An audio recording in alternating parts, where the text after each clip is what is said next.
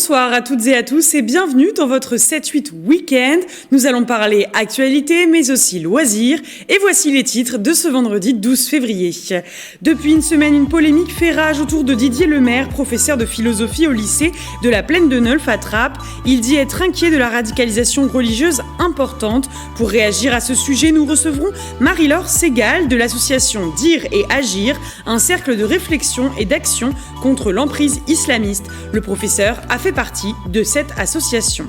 Également à l'occasion du Nouvel An chinois, la plateforme Kios vient de lancer l'apprentissage du mandarin. Lancé en 2019, Kios permet aux franciliens d'apprendre des langues étrangères comme l'anglais ou encore le portugais. Le mandarin sera la première langue extra-européenne de la plateforme. Enfin, nous vous proposerons aussi les idées sorties et loisirs de Célia Gatsongo avec du bien-être et bien sûr la Saint-Valentin qui a lieu ce week-end. Nous parlerons aussi du résumé de l'actualité de la semaine. Juste avant cela, les élus de l'agglomération de Saint-Quentin en Yvelines se sont réunis en conseil jeudi 11 février. Un conseil en visioconférence où a été présenté notamment le rapport de la Chambre régionale des comptes. Elle a pointé la bonne gestion financière de l'agglomération. Autre point à l'ordre du jour, le règlement local de publicité intercommunale. Ce projet doit permettre d'encadrer l'impact des dispositifs publicitaires sur le cadre de vie, d'harmoniser la réglementation locale sur le territoire également. Ce règlement a été soumis à une enquête publique. Les élus devaient donc se prononcer sur les 2 réserves et 6 recommandations du commissaire enquêteur, parmi lesquelles par exemple l'extinction nocturne des publicités lumineuses des abribus après le dernier passage des transports publics. Enfin, le document cadre relatif aux orientations stratégiques en matière d'attribution de logements sociaux et de la charte de relogement a été présenté aux élus. Cela doit permettre d'assurer un meilleur équilibre territorial de l'occupation du parc locatif, mais également d'encadrer et définir la mise en œuvre des opérations de relogement. Un point à l'ordre du jour qui a d'ailleurs fait débat.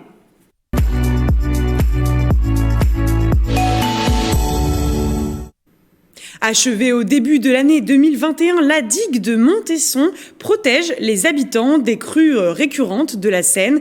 Elle les a d'ailleurs protégés la semaine dernière lorsque les Yvelines étaient en alerte orange crue et inondation. Prolongement de la digue de Sartrouville, c'est l'aboutissement d'un dossier de longue date. Reportage de Bichente Mérien Santisteban. On n'aura pas d'eau à la cave parce que 2 ans de suite, on a eu de l'eau. Je crois que ce digue-là nous a vraiment changé la vie. Achevé juste à temps. La nouvelle digue de Montesson est fonctionnelle depuis le début de l'année 2021. Longue de 750 mètres, elle a protégé pour la première fois les habitants de la crue de la Seine. Les premiers à en être contents, surtout, ce sont les riverains qui, enfin, ont les pieds au sec à Montesson. Les précédentes grandes crues, vous aviez 2 mètres dans les rues. Vous deviez circuler, quelquefois, c'est même arrivé en petite barque. Les caves étaient inondées, les jardins étaient inondés. C'était vraiment terrible. Depuis toujours, les Montessonnais subissaient les assauts du fleuve alors que leurs voisins de Sartrouville étaient eux protégés par leur propre digue. Un prolongement initié par l'ancien maire de Montesson, Jean-François Bel. Un dossier de longue haleine que nous avons mené avec mon prédécesseur surtout qui était à l'initiative depuis de nombreuses années sur ce dossier. Jean-François Bel qui a été un élu très punchy sur ce dossier qui a su être embêtant. Et il faut parfois des élus un peu embêtants pour faire avancer les sujets. Débuté en 2019, le chantier a coûté environ 14 millions d'euros, pour lequel le département des Yvelines a contribué à hauteur de 20%. Depuis plus d'une dizaine d'années, c'est vrai que c'était un des grands dossiers du département, un des plus coûteux aussi, qui a débouché. Aujourd'hui, les habitants sont sereins face à la montée des eaux. D'ailleurs, promeneurs et joggeurs se sont déjà approprié l'endroit qui leur offre un panorama du fleuve. Et je rappelle que le département des Yvelines est toujours placé en vigilance jaune, crue, neige, verglas et grand froid ce vendredi. Nous accueillons maintenant Nicolas Dandry. Bonsoir. Bonsoir.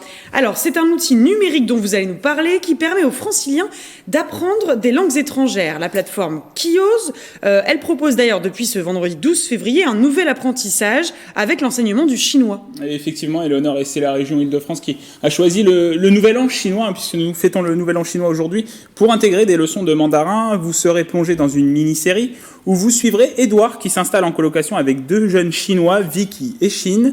À travers des vidéos, des écoutes, vous apprendrez le vocabulaire de base, les caractères chinois ou encore l'écriture phonétique. C'est donc une nouveauté pour cette plateforme créée par la région Île-de-France, comme vous l'avez rappelé. Et là, pour l'apprentissage du mandarin, mais il y a déjà de nombreuses langues qu'on peut apprendre sur Kiosk. C'est vrai, 5 langues au total en plus du chinois. Vous avez l'anglais, l'allemand, l'espagnol, le portugais et le français langue étrangère. Cette plateforme a été lancée en 2019 par la région Île-de-France. C'est un apprentissage ludique à travers des extraits de films, de séries ou de documentaires. Mais vous pouvez aussi obtenir un apprentissage sur mesure avec du vocabulaire dédié à des secteurs d'activité ou des thématiques particulières, comme la restauration, la sécurité, la vente ou encore la finance. Pour suivre votre progression, vous avez un tableau de bord. L'objectif, affiché par la région, c'est de renforcer les compétences linguistiques des franciliens. Et aujourd'hui, la plateforme compte 225 000 inscrits. Alors, c'est gratuit et le site pour y accéder s'affiche en bas de l'écran. Et j'espère que vous apprendrez le mandarin, Nicolas Dandry. Oui, Éléonore, et je vous souhaite d'ailleurs Xinyan Kuaile, ce qui signifie bonne année en chinois. Eh ben merci, bonne année aussi à vous, et je le fais en français. Merci Nicolas Dandry pour toutes ces précisions.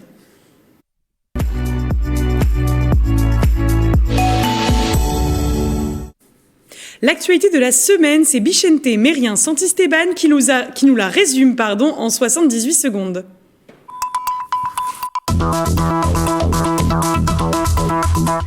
Une vague de froid qui persiste. Le département était sous vigilance tout au long de la semaine. Des fortes chutes de neige sont tombées dans la nuit du mardi 9 février, entraînant une fermeture des établissements et transports scolaires le mercredi. Autre phénomène naturel, la crue de la Seine. Plusieurs communes ont été touchées par la montée du fleuve, une surveillance devenue récurrente en hiver à l'image des bateliers du bras de Marly, préparés pour les éventuels débordements. Depuis lundi, les étudiants de l'université de Versailles-Saint-Quentin en Yvelines peuvent retourner en cours en présentiel. Pour la promotion de droit, ce sont environ 300 élèves présents contre 3000 habituellement. 33% des étudiantes souffrent de précarité menstruelle dans les universités françaises.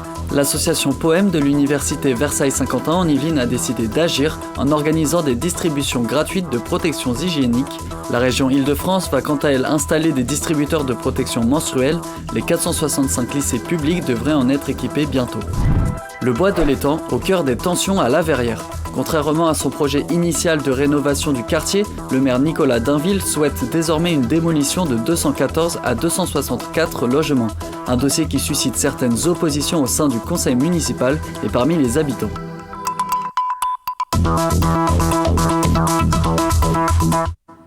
Et la principale actualité de cette semaine, c'était une polémique autour de Didier Lemaire, professeur de philosophie au lycée de la Plaine de Neuf à Trappes. Il dit être inquiet de la progression du communautarisme et d'une radicalisation religieuse importante au sein de Trappes.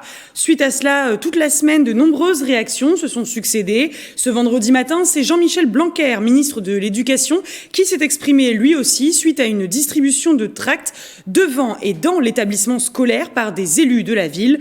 Le ministre, je cite, condamne fermement cette intrusion dans un établissement scolaire et apporte son complet soutien à la communauté éducative choquée par cet acte. Il rappelle que les personnels et les élèves d'un établissement ne sauraient être utilisés à des fins de politique locale. Il termine son propos en signifiant que l'Académie de Versailles a pris contact avec le maire de Trappes, Ali Rabet, pour lui signifier sa désapprobation.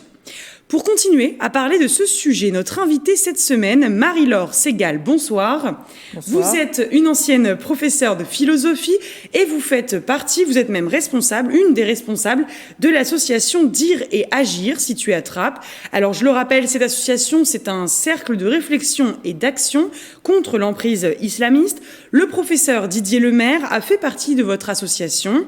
Vous avez même été co-signataire ensemble d'une lettre envoyée au président de la République Emmanuel Macron en 2018, si je ne me trompe pas, suite à la parution d'un livre sur Trappes et le problème de la radicalisation des jeunes. D'abord, première question, Marie-Laure Segal, que pensez-vous des constats de Didier Lemaire dont on a entendu parler toute cette semaine ? Alors, s'il s'agit de dénoncer des pratiques communautaires, l'impossibilité d'échanger quand on est en classe avec des élèves qui semblent tout de suite connaître la vérité et avec lesquels on ne peut pas du tout discuter ou bien essayer de les faire changer d'avis.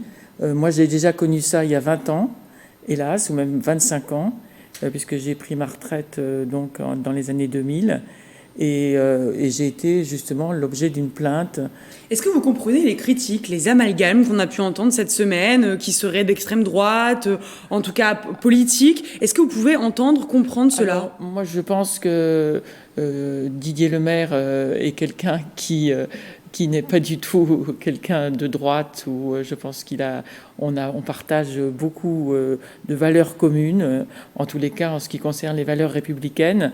Il a été interviewé dans des journaux de droite, donc ça a sûrement contribué à cette envie de trop vite juger. On adore aujourd'hui mettre des étiquettes sur les gens. Maintenant, tous les propos que tient Didier, je ne les approuve pas. Il a d'ailleurs quitté notre association pour faire un peu cavalier seul. C'est quelqu'un de très brillant et qui trouvait que la vie associative, avec son fonctionnement démocratique, souvent ça suppose des compromis, des lenteurs, et voilà.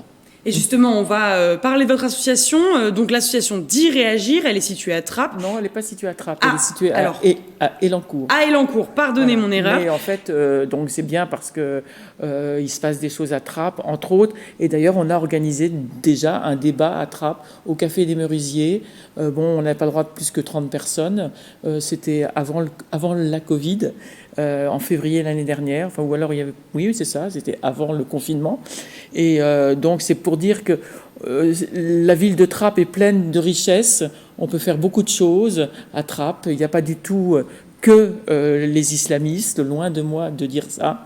J'ai été moi-même responsable d'association et donc je pense qu'il faut nuancer ses propos concernant la ville de Trappes, même si il y a vraiment une inquiétude quant à la montée de cette emprise islamiste qui, hélas, s'exerce en priorité sur les jeunes.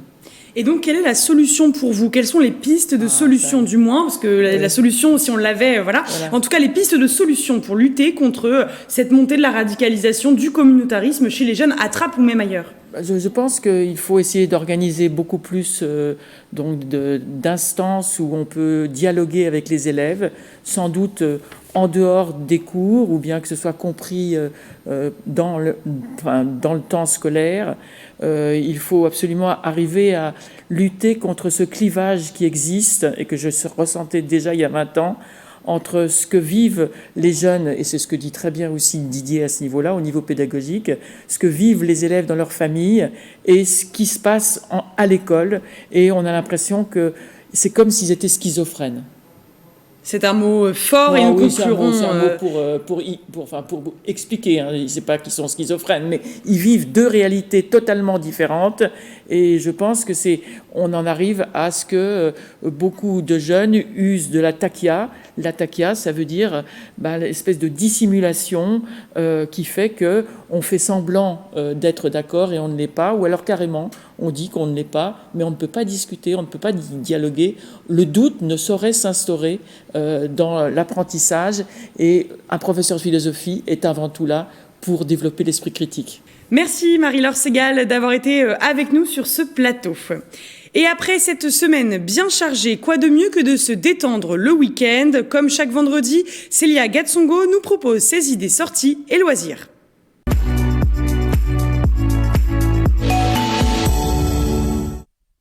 Cette semaine, nous allons parler bien sûr de la Saint-Valentin. C'est le rendez-vous des amoureux à ne pas manquer. Mais avant cela, nous allons faire un peu de méditation.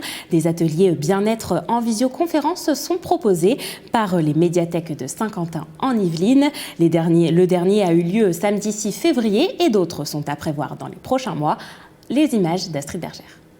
Vous allez essayer de déverrouiller les épaules. N'essayez pas de les relever, les épaules. Vos bras, ils sont tout mous. Ils sont ballants le long du corps. Se recentrer sur l'essentiel et apprendre à mieux se concentrer. Les rendez-vous des bulles de bien-être sont organisés par le réseau des médiathèques de Saint-Quentin en Yvelines. L'atelier ce jour-ci présentait la méthode BioSapa, le fait de prendre sa vie en main. L'idée, effectivement, c'est de leur faire découvrir quelques outils, parce que j'ai une boîte à outils qui est très dense, issus de cette méthode de relaxation, qui sont donc clairement des outils de gestion du stress et des émotions. Ce sont les praticiens de l'association Équilibre Énergie qui animent ces ateliers de 2 heures en visioconférence. Autre méthode pour vivre dans l'instant présent, la réceptivité consciente. Des sensations en conscience. On va utiliser notre sphère sensorielle, c'est-à-dire qu'on va utiliser nos 5 sens. Dans le contexte sanitaire actuel, ces bulles de bien-être permettent de se sentir mieux dans son corps et dans sa tête. Le cœur du sujet et la finalité, c'est surtout de faire du bien à toutes ces personnes qui vont de plus en plus mal parce que la situation s'éternise en fait et qu'il n'y a pas de perspective. Prochain rendez-vous le samedi 10 avril de 15h à 17h. Le programme « Comment l'hypnose peut nous aider à revenir à l'essentiel ». Le bien-être passe aussi par une bonne dose d'amour et cela tombe bien, la Saint-Valentin, c'est ce week-end. Et qui mieux pour parler d'amour que notre journaliste Mickaël Elmidoro. Bonsoir. Bonsoir Célia, j'ai enfilé mon costume de Cupidon rien que pour vous. Ah merci, fallait pas. Vous avez déniché des bons plans, c'est ça, pour fêter idéalement la Saint-Valentin. Exactement Célia, on va tout de suite prendre la direction de Voisins-le-Bretonneux. Le restaurant La Ferme de Voisins, l'un des restaurants les plus connus de la ville, propose à tous les amoureux une carte spéciale pour l'occasion. On écoute le menu du chef qui nous donne déjà l'eau à la bouche. Alors le programme pour la Saint-Valentin, c'est un beau menu avec un amuse-bouche, une entrée, un plat et un dessert. On est parti sur des produits assez sympas à partager, un foie gras bien sûr, un nougat de saumon fumé et de chèvre frais en entrée, une volaille fermière avec des morilles en plat et puis une rose un petit peu particulière pour la Saint-Valentin. Pour concocter ce menu romantique à 100 € pour deux, toute l'équipe est venue travailler cette semaine alors que le restaurant est fermé à cause du contexte sanitaire. La demande sera très forte, plus de 200 repas ont déjà été précommandés. Oui, on veut déclarer sa flamme dans les Yvelines. Ils seront disponibles en livraison ou en click and collect. En tant que restaurateur, c'est super important parce que nous, notre métier premier, c'est la convivialité, c'est le partage, c'est donner du plaisir aux gens. Et si on n'en donne pas au moment de la Saint-Valentin, je ne vois pas à quel autre moment on peut partager un peu d'amour et de bonheur. Attention, ce restaurant prend les commandes jusqu'à ce dimanche midi, pas plus tard. Et la ferme de Galie à Saint-Cyr-l'École fêtera aussi l'événement, c'est ça ? La ferme de Galie, oui, à Saint-Cyr-l'École a décidé de mettre les petits plats dans les grands. Si vous voulez offrir un petit souvenir dimanche, des cadeaux spéciaux Saint-Valentin seront vendus en boutique. La structure proposera également différents paniers gourmands à emporter entre 25 et 50 €. On écoute Bruno Gancel, le responsable communication. Il y a toujours des produits autour de cette thématique de l'amour et de la Saint-Valentin avec de la confiture d'amour, de la confiture de bisous, des croque-amour, du chocolat noir à la fraise. Selon les cas, on peut y mettre une bouteille de champagne rosé, de cidre. Il y a de quoi se faire plaisir pour passer un bon moment. Enfin Célia, que serait une Saint-Valentin sans fleurs ? Je sais que c'est très important pour vous. La ferme de Galie propose une grande variété de bouquets. On écoute Bruno Gancel. Il y a une grande diversité de bouquets qui seront proposés. Vous aurez des bouquets qui seront déjà tout préparés avec la traditionnelle rose rouge qui est la fleur emblématique, mais il y aura plein d'autres fleurs à disposition, de l'amaryllis et autres. Donc avec des bouquets qui sont soit préparés, et puis également des fleuristes, Julie qui est la fleuriste du magasin qui sera à disposition des clients pour répondre à leurs demandes et faire des bouquets sur mesure.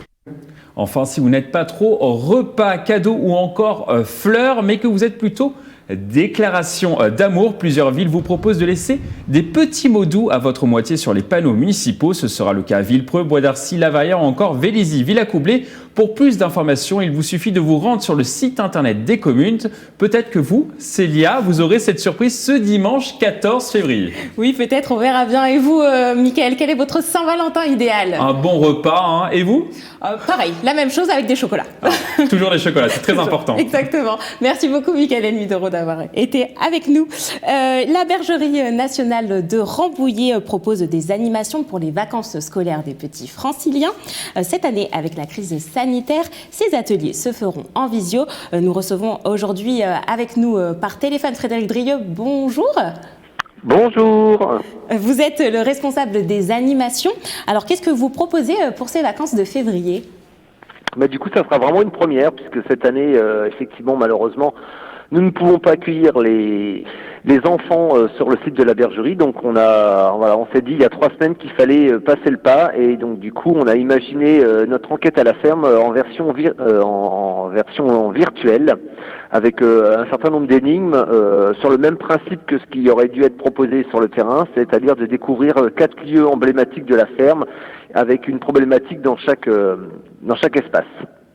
Alors, comment ça va se dérouler, les énigmes, combien il y en a, et est-ce que tout se passe sur Facebook ? Oui, tout se passe sur Facebook tous les jours à 14h. On donne rendez-vous aux enfants du premier jour au dernier jour des vacances. Donc on va commencer samedi. Là, il y a eu déjà une petite annonce qui est faite depuis plusieurs semaines donnant rendez-vous aux enfants dès samedi 14h. Et donc à 14h, voilà, le commissaire scientifique qui est Loïc Dodini présente aux enfants la problématique. Donc il y a une organisation sur les 4 lieux. Donc 4 x 4, ça fait 16. Donc ça fait à peu près, c'est donc les 16 jours des vacances, et il y aura donc une dernière vidéo qui sera le lendemain donc des vacances pour expliquer aux enfants et aux participants comment donner la bonne réponse. D'accord, et donc il y a combien d'énigmes ? Donc en tout il y a 16 énigmes différentes. C'est-à-dire que, je vais prendre l'exemple des moutons, l'énigme numéro 1, on explique le problème. Donc l'énigme numéro 1 est de retrouver dans quel lieu se trouve le commissaire scientifique, parce que finalement les animaux ont un peu le blues. Les animaux ont quitté le site de la bergerie, il faut déjà les retrouver. Donc la première des énigmes, c'est de retrouver dans quelle maison, dans quel abri se trouve le commissaire Dodini, avec un certain nombre d'indices qui ont été cachés dans la petite vidéo. Donc il y a une petite vidéo qui va donc passer tous les jours. Le jour numéro 2, donc l'énigme numéro 2, on a enfin retrouvé la bonne maison, qui est donc en l'occurrence ici la maison des moutons, avec les moutons qui reviennent. Et ensuite, on va donc expliquer qu'un objet a disparu. Donc il y a vraiment la notion du bien-être animal qui est abordée pour chaque élevage. Donc là, l'idée, ça sera de retrouver un objet emblématique du mouton, qui est en l'occurrence ici la tondeuse. Et on va donc ensuite, la troisième énigme, c'est la rencontre avec la bergère qui explique les différentes étapes pour tondre un mouton. Et enfin, la dernière énigme concerne les étapes du travail de la laine. Et donc voilà, à chaque fois, il y a des petites questions. Il y a une thématique où est Charlie, où il faut retrouver l'objet caché. Il faut bien écouter la bergère qui parle avec la question qui est posée à la fin, et ainsi de suite. Donc ça, c'est la première, on va dire la première famille. C'est le mouton. Il y a la même chose chez les vaches, dans la basse-cour et chez les chevaux. D'accord. Et qu'est-ce que l'on peut trouver, qu'est-ce que l'on peut gagner, pardon, si on trouve toutes ces énigmes ? Voilà, tous les enfants participants repartiront à partir du moment où ils nous auront donné parce que tous les jours il y a un symbole qui est retrouvé, et ce symbole fera référence, et donc l'alphabet scientifique. Et ce symbole permettra, l'ensemble des symboles, donc les 16, permettra aux enfants de retrouver un mot important. Donc là, je vais pas vous le dire. Et si la réponse est bonne, les enfants nous informent par Facebook de cette réponse, et ils recevront une entrée pour revenir à la bergerie gratuitement dès qu'on pourra les accueillir de nouveau. Bien sûr. Et est-ce que d'autres animations sont à prévoir ? Sur ces vacances-là ? Oui, sur ces vacances-là, et puis peut-être les prochaines vacances. Est-ce que ce sera en visio aussi ?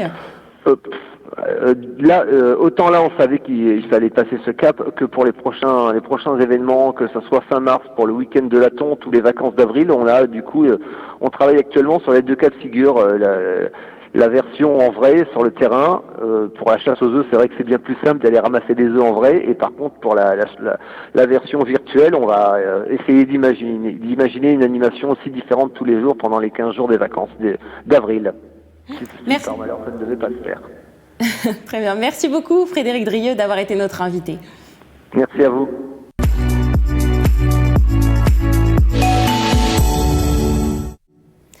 Pour finir cette page loisirs, je vous propose une idée de sortie pour ce week-end, avec une balade romantique à faire pour la Saint-Valentin. Le long du canal de l'Yvette, vous pourrez découvrir la promenade des Petits Ponts à Chevreuse. Il y en a 22, tous différents. On aperçoit aussi sur le chemin de belles maisons en pierre du village, et aussi d'anciens lavoirs. Et le 7-8 week-end continue avec Éléonore pour parler de l'actualité.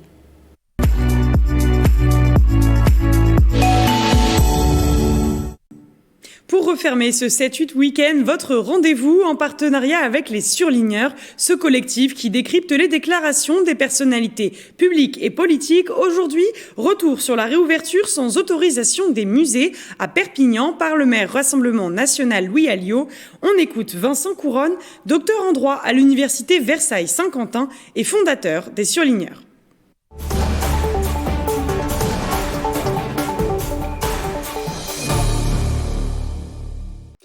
Le monde de la culture s'émeut que, depuis le 30 octobre, les musées soient fermés au public. Tous les musées, du château de Versailles au musée du Tire-Bouchon dans le Luberon, l'amateur d'art et de culture trouve porte close. Et c'est là que le maire Rassemblement National de Perpignan, Louis Alliot, tente de se faire une place dans le débat en montrant qu'il soutient le monde de la culture. Et pour ce faire, il a pris cette semaine un arrêté de réouverture des musées municipaux de la ville, sauf que c'est illégal. Pourquoi ? Pour comprendre, il faut se plonger dans la répartition des pouvoirs entre le maire et le gouvernement. Par principe, le maire dispose de ce qu'on appelle un pouvoir de police générale. En d'autres termes, c'est à lui, en premier lieu, qu'il revient de protéger l'ordre public ou encore la santé publique. Le premier magistrat de la ville est donc celui qui est en première ligne pour la protection de ses administrés, ce qui explique l'existence des polices municipales, ou encore qu'il revienne au maire de décider de la fermeture de la piscine pour cause de pollution de l'eau. On pourrait donc se dire qu'en vertu de ce pouvoir de police générale, Louis Alliot pouvait, en estimant que le respect des gestes barrières suffirait à protéger la santé des Perpignanais, décider de rouvrir ses musées. Sauf que tout pouvoir a une limite, et que la limite de ce pouvoir de police générale ici, elle est fixée par le pouvoir de police spécial du gouvernement en matière sanitaire. Le Code de la santé publique donne en effet à l'État le pouvoir de prendre des décisions qui s'imposent à tous pour protéger la santé des Français. Et si l'État agit, le maire est obligé de suivre. C'est ce qu'on appelle la hiérarchie des normes. C'est exactement le même principe qui s'appliquait lorsque les maires ont un peu partout en France décidé de rouvrir les commerces.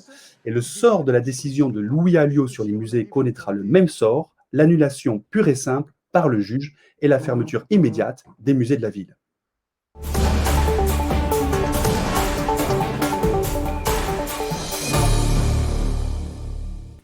C'est la fin de votre 7-8 week-end. Merci de l'avoir suivi. L'information revient lundi à 18h en direct dans le 7-8 journal présenté par Grégory Canalet. Et d'ici là, je vous souhaite une très bonne soirée et un très bon week-end.